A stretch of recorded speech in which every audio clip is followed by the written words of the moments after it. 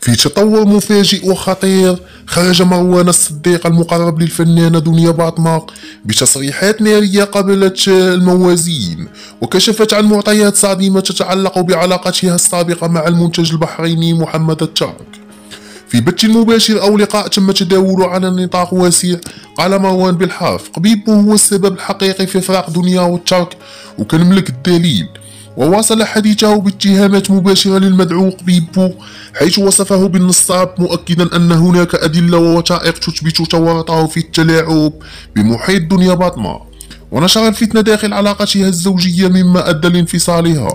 تصريحات مروان أثارت عاصفة من الجدل على مواقع التواصل الاجتماعي، وانقسم المتابعون بين مصدق ومشكك، خصوصا وأنه يعرف بقربه الكبير من دنيا وسبق له الدفاع عنها في عدة مناسبات.